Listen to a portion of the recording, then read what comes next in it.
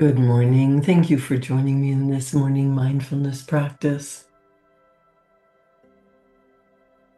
Let's get settled in, clear our minds, just relax, and take a few moments to turn off any distractions and just be present.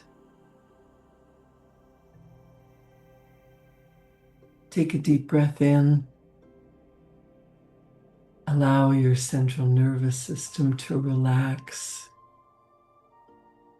Don't worry about your to-do list or having to jump up and run. Just take a few moments to get into the state of being calm and relaxed. Calmness allows us to better think of solutions to attract to us what I want, what each of us desires. You are a magnet for your life. Whatever state of being you are in, whatever dominant thoughts you have, whatever you find yourself thinking and feeling the most, you express into the invisible ether around you and attract back to you everything that's in harmony with that same vibrational energy.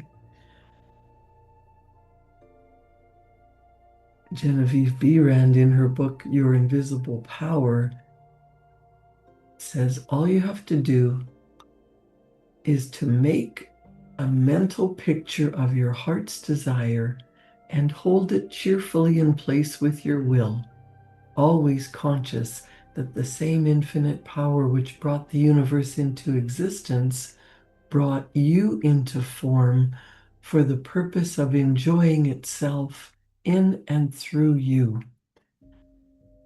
And since it is all life, love, light, power, peace, beauty, and joy, it is the only creative power there is.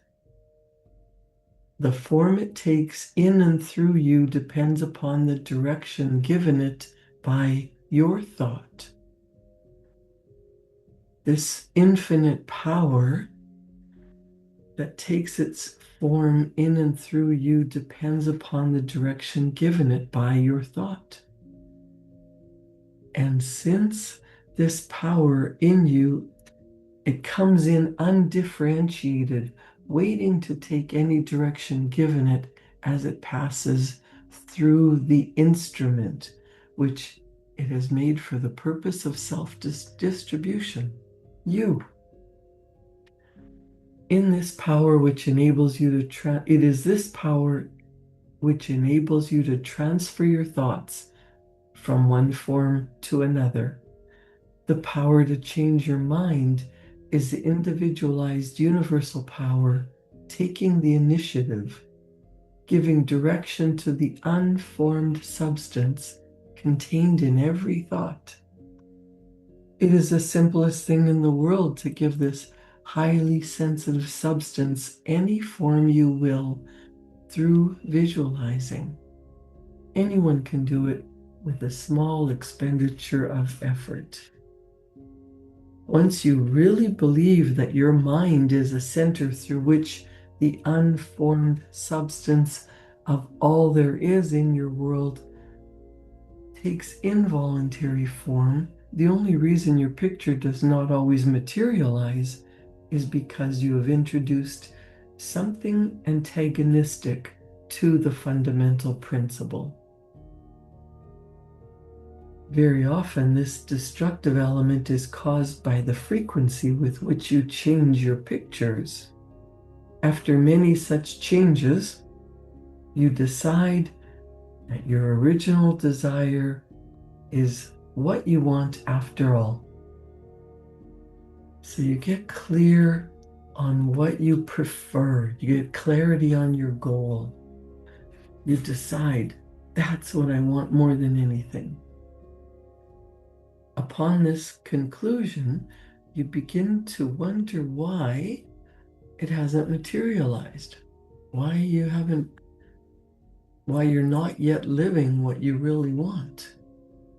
Genevieve Biren says the substance with which you are mentally dealing is more sensitive than the most sensitive photographer's film.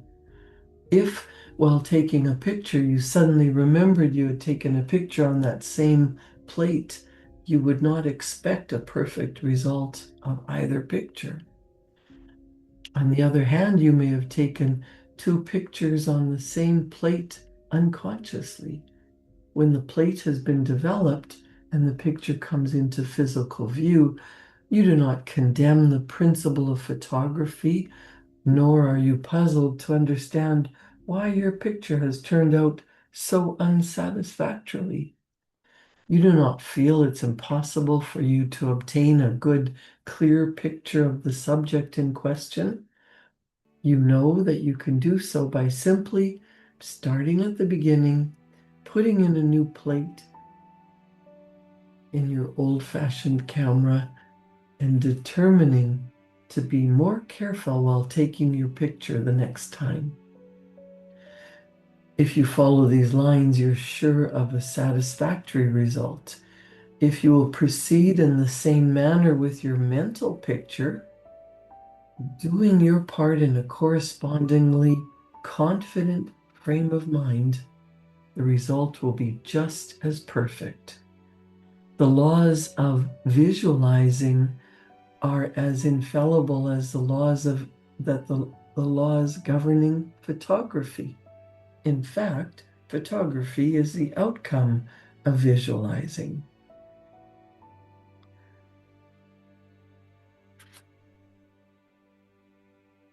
So Genevieve says, perhaps you want to feel that you've lived to some purpose. You want to be content and happy. You feel the good health and a successful business, and you feel this contentment. After you have decided once and for all that is what you want, you proceed to picture yourself healthy and your business just as great a success as you can naturally conceive it growing into.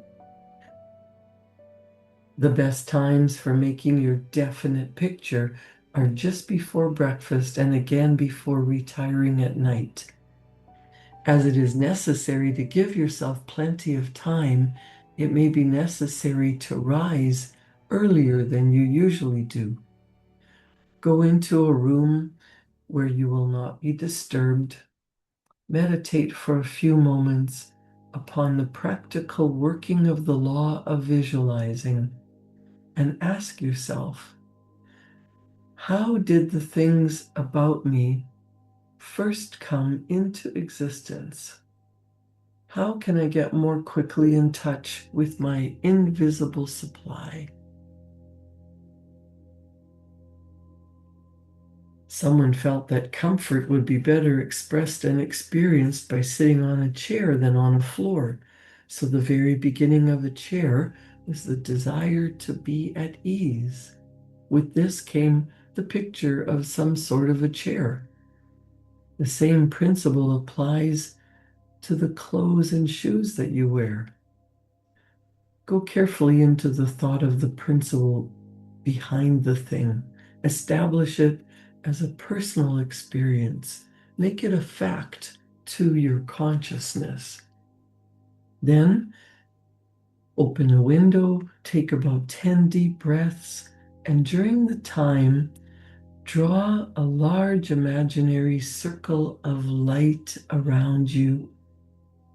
As you inhale, keeping yourself in the center of this circle of light, see great rays of light coming from the circle and entering your body at all points, centralizing itself at your solar plexus.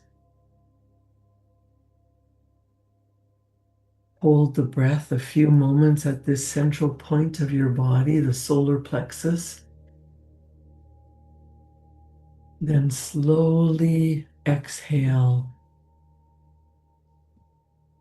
As you do this, mentally see imaginary rays or sprays of light going up through the body and down and out through your feet. Do this a few times. Bring in this beautiful divine light. Imagine it encircling your body, going up and down your spinal cord, through your chakras, and radiating outward. You're filled with divine light, and it's radiating out of you like a magnet. When you have finished the breathing exercise, sit upright in a comfortable chair and mentally know there is but one life, one substance. And this life substance of the universe is finding pleasure in self-recognition in you. Repeat some affirmation of this kind until you feel the truth and stimulating reality of the words which you are affirming. Decide what words you want to affirm. I am becoming healthy. I am loved. I am abundantly blessed. I am happy, healthy, wealthy. I love life and life loves me. Whatever resonates with you.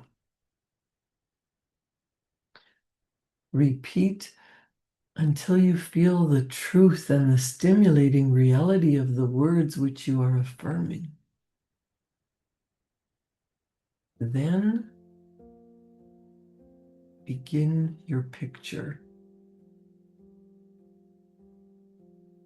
Visualize what it is that you truly desire as if you're already there. Genevieve Biran says, if you are thorough in this, you will find yourself in the deep consciousness beneath the surface of your own thought prayer. Whether your desire is for a state of consciousness or a material possession, large or small, begin at the beginning. If you want a house, begin by seeing yourself in the kind of house you desire. Go all through it, taking careful note of the rooms, where the windows are situated, and any other details that help you feel the reality of your picture. You might change some of the furniture around, look into some of the mirrors, just to see how healthy, happy, wealthy you look. Go over your picture again and again until you feel the reality of it. The best there is mine. There is no limit to me because my mind is a center of divine operation.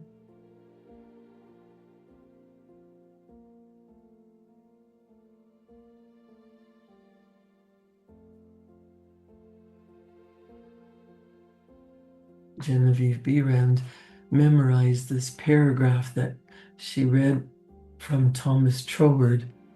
My mind is a center of divine operation.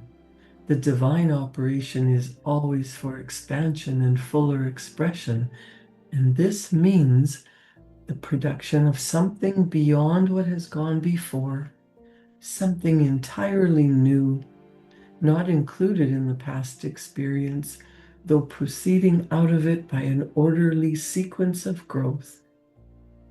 Therefore, since the divine cannot change its inherent nature, it must operate in the same manner with me.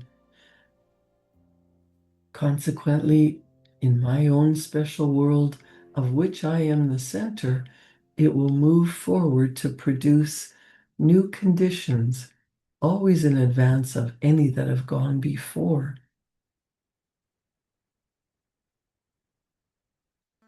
Genevieve writes that each repetition of the paragraph made it easier for her to enter into the spirit of it.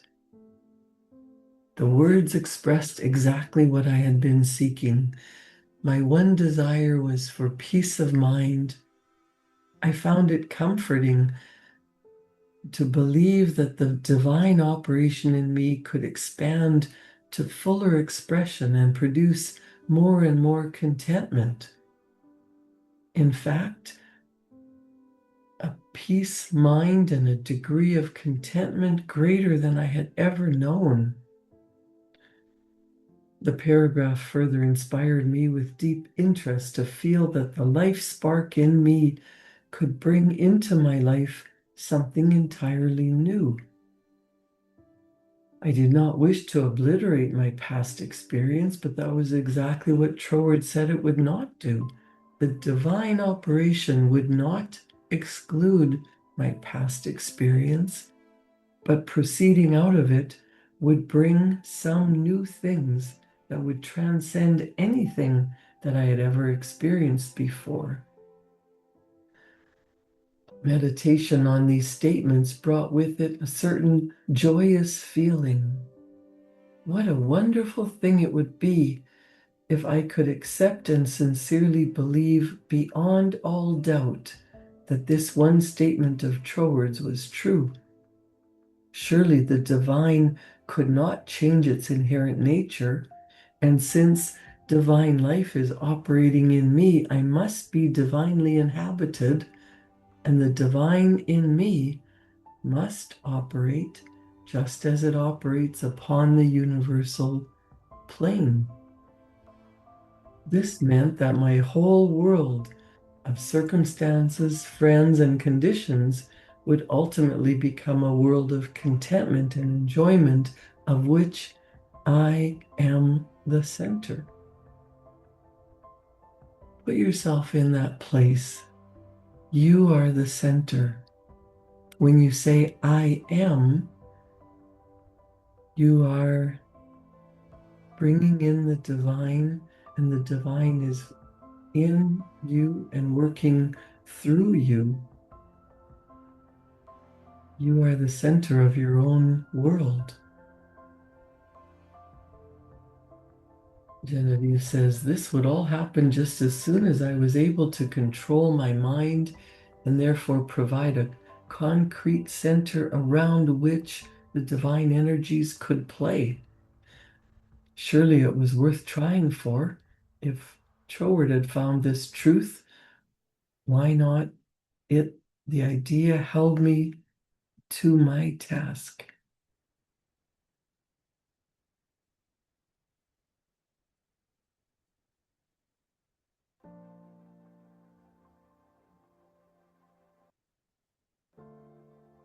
Genevieve says, whether your desire is for a state of consciousness or a possession, large or small, begin at the beginning.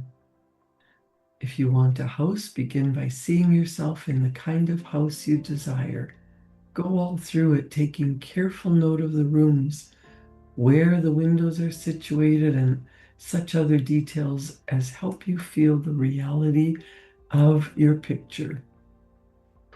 You might change some of the furniture around and look into some of the mirrors just to see how healthy, wealthy, and happy you look. Go over your picture again and again until you feel the reality of it, and then write it all down just as you have seen it, with the feeling that the best there is mine. There is no limit to me because my mind is a center of divine operation. And your picture is as certain to come true in your physical world as the sun is to shine.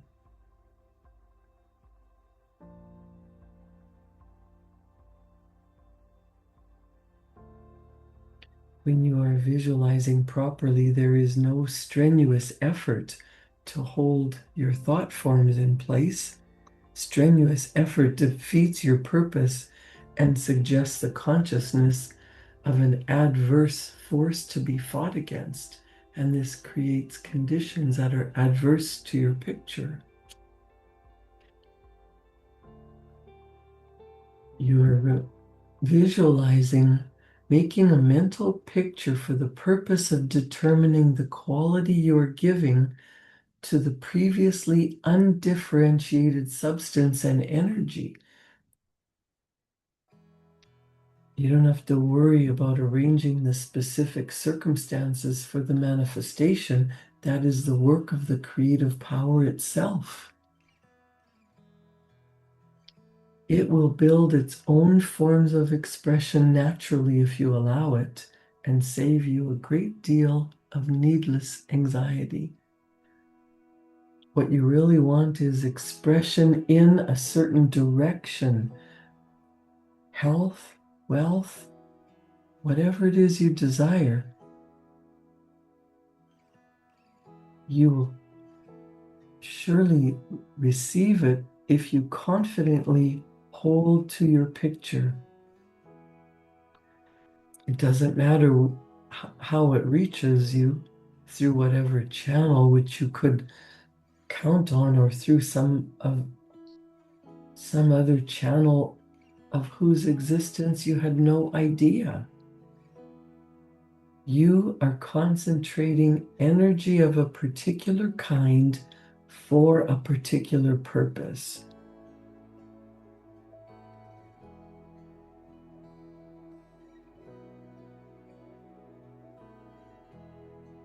Take the time to write out your heart's desire, a specific goal. Look at it as a destination you want to reach. And then as you write it out, think from the goal. Put in as much detail as you can see in your imagination, as you desire in your heart. Really feel it.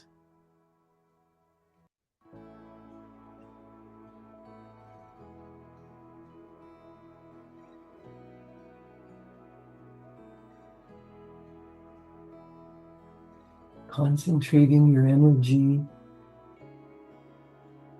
from the place of the wish fulfilled.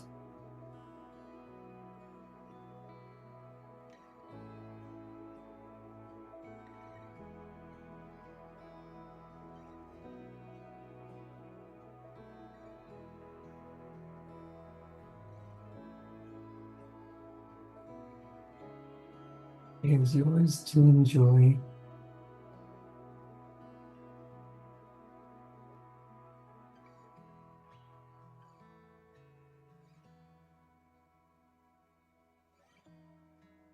Be yourself and enjoy life in your own divine way. Do not fear to be your true self, for everything you want wants you.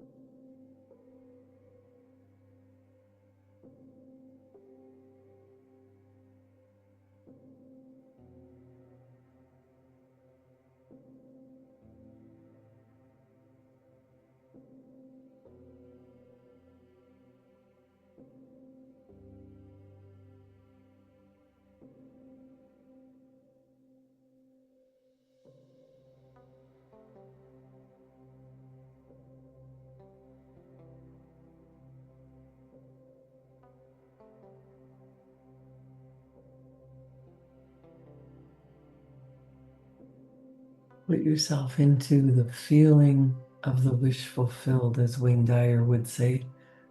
Decide what you want. Visualize it. Get into that state of already having accomplished your goal, already celebrating, already relaxed into the comfort, knowing that your goal is real, it's true, it's yours. Go over your picture again and again until you feel the reality of it, and write down everything just as you've seen it, with the feeling that the best there is yours. There is no limit to you because your mind is a center of divine operation, and your picture is as certain to come true in your physical world as the sun is to shine. Do this on a regular basis, and you will be surprised how quickly your desire comes true.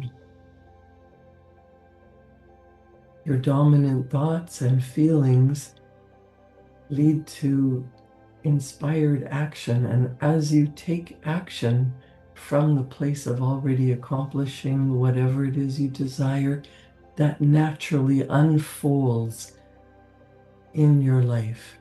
Become the best version of you. Create a wonderful day. Thank you for joining me in this morning mindfulness practice. Enjoy your day, and I'll see you back here tomorrow morning at 7. Thank you.